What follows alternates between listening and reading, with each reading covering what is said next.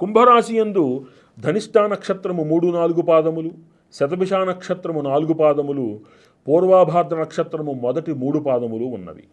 ఈ రాశి వారికి ఆదాయము 8, వ్యయం 14 గాను, రాజపూజ్యము 7, అవమానము 5 గాను కనబడుతున్నవి.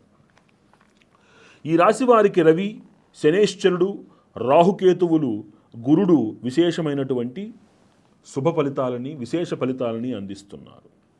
ఈ రాశి వారికి సంవత్సరంలో కొంత ఏలినాటి శనేశ్వరుడి యొక్క గమనం యొక్క ప్రభావము చేసి విశేష ధర్మకార్య నిర్వహణ యందు ఆసక్తి, అనురక్తి కలగడము, పుణ్యక్షేత్ర సందర్శనము చెయ్యడము, వ్యాపారాదులలో విశేషమైనటువంటి పురోభివృద్ధి, మీరు పెట్టినటువంటి పెట్టుబడులు ద్విగుణీకృత లాభాలతోటి వెనక్కి రావడము, మీ పేరు ప్రఖ్యాతుల సమాజములో మీ సహాయ సహకారం అంటే మీ సన్నిహితుల యొక్క సహాయ సహకారములతోటి లభించటము, వృద్ధి చెందడము గమనించవచ్చు. వెండి, బంగారము వంటి ఆభరణములు విశేషంగా కొనుగోలు చేసేటువంటి అవకాశము, భూగ్రహములు కొనుగోలు చేసేటువంటి అవకాశము మెండుగా కనబడుతున్నాయి. కొంత ప్రయాణముల యొక్క ఈ క్షేత్ర దర్శనముల యొక్క ఈ అలసట, త్రిప్పట వలన అనారోగ్యము సూచితమవుతుంది కాబట్టి ఆరోగ్య విషయంలో జాగ్రత్తగా ఉండండి. మీరు సంకల్పించుకుంటున్నటువంటి ఉద్యోగ బదిలీ మిమ్మల్ని వరించి మళ్ళీ మీరు పునః మీ కుటుంబంతో కలిసేందుకు అవకాశము మెండుగా కనబడుతున్నది. వాతావరణం అనుకూలంగా ఉంటుంది. పై అధికారుల అండదండలు, మన్ననలతోటి మీరు విశేషమైనటువంటి గుర్తింపుతో ఉద్యోగములో రాణించేందుకు అవకాశం కనబడుతున్నది.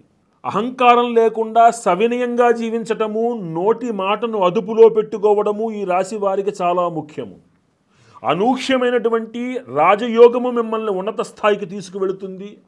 భగవత్ కృప మిమ్మల్ని కాపాడుతుంది. గురువుల యొక్క దర్శనము మిమ్మల్ని కాపాడుతుంది. గుర్తుపెట్టుకోవాలి. ఉద్యోగంలో ఉన్నటువంటి వారు స్వయం కృషితోటి పైకి వస్తారు, స్వశక్తితోటి పైకి వస్తారు. అధికారుల అండదండలను పొందుతారు, విశేషమైనటువంటి గుర్తింపును పొందుతారు. యాజమాన్యం యొక్క సహకారంతో విదేశీ ప్రయాణాలు చేసేందుకు అవకాశం ఏర్పడుతుంది. విదేశంలో చదువుకోవాలనుకునేటువంటి విద్యార్థులకు సరైనటువంటి సానుకూల సమయము. అనూహ్యమైనటువంటి విదేశీ ప్రయాణాలతోటి వాతావరణం అంతా కూడా మీకు సమయము చిక్కనటువంటి పరిస్థితిలోకి మీరు వెళతారు. అంత మీకు గుర్తింపు లభిస్తుంది. రాజకీయ రంగంలో ఉండేటువంటి వారికి అనూహ్యమైనటువంటి విజయములు సంతరించుకుంటాయి. కొద్దిపాటి పరిహారాలతోటి మీరు అనుకున్న పదవులను మీరు పొందగలుగుతారు. కళాకారులకు అనుకూలమైనటువంటి సమయంగా ఉంటుంది. ఆర్థికపరమైన వృద్ధి కలుగుతుంది. కళా రంగాలలో ఉన్నటువంటి వారికి గృహసూచకం కూడా కనబడుతున్నది. వ్యాపారస్తులకి బాగుంటుంది. సరైనటువంటి అవగాహన లేకుండా ఏ పని ప్రారంభించకండి. అసలు కొత్త భాగస్వామ్యాలు ఏర్పాటు చేసుకోకండి. విద్యార్థులకి అద్భుతమైనటువంటి ఫలితాలు ఈ అడ్మినిస్ట్రేటివ్ సర్వీసెస్, ప్రొఫెషనల్ సర్వీసెస్లో లభిస్తుంది. పోటీ పరీక్షలలో రాణింపు, ఖచ్చితంగా నూతన ఉద్యోగ ప్రయత్నము సిద్ధిస్తుంది. వ్యవసాయదారులకి చక్కటి సత్ఫలితాలు ఉంటాయి. వీళ్ళు రాబడితోటి రుణాలు తీర్చగలుగుతారు. ఇంట్లో శుభకార్యాలు నిర్వహించగలుగుతారు. ఇంతకాలం మిమ్మల్ని దూరం పెట్టినటువంటి కొంతమంది మీ విలువని అర్థం చేసుకుని మీ కాళ్ళ దగ్గరకు వస్తారు. మీ విలువను వాళ్ళు తెలుసుకోగలుగుతారు. మళ్ళీ మీ హక్కున చేరుతారు. మీ విలువ సమాజములో విశేషంగా పెరుగుతుంది. ఒక నాయకుడిగా మీరు అడుగులు ముందుకు వేసేందుకు అవకాశం ఏర్పడుతుంది. ఈ రాశిలో పుట్టినటువంటి స్త్రీలకు అద్భుతమైనటువంటి శుభయోగం ఉంటుంది. ఆరోగ్యపరంగా ఉన్నటువంటి కొన్ని చీకాకులు తొలగుతాయి. ఒక శారీరకమైనటువంటి ఉల్లాసము మిమ్మల్ని మీకు చేకూరుతుంది. కొద్దిపాటి స్థాన మార్పులు, గృహయోగము, సంతానయోగము ఖచ్చితంగా సూచితమవుతున్నాయి.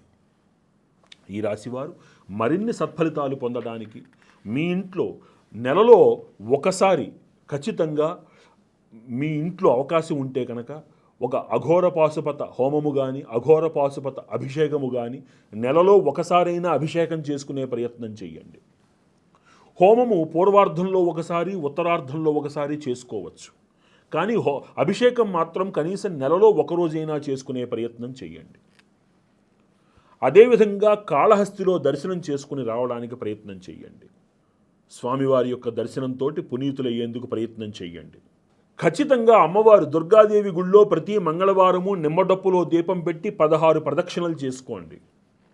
ప్రతి ఆదివారము ఖచ్చితంగా సుబ్రహ్మణ్యేశ్వరుడికి క్షీరాభిషేకం చేయడం, ప్రతి నిత్యము కూడా సుబ్రహ్మణ్య భుజంగ పాశుపత ప్రయాత స్తోత్రం చదవడము చెప్పదగినటువంటి సూచన. ఈ పరిహారాలు ఆచరించి ఈ రాశివారు మరిన్ని శుభ ఫలితాలు పొందాలి అని మనస్ఫూర్తిగా కోరుకుంటూ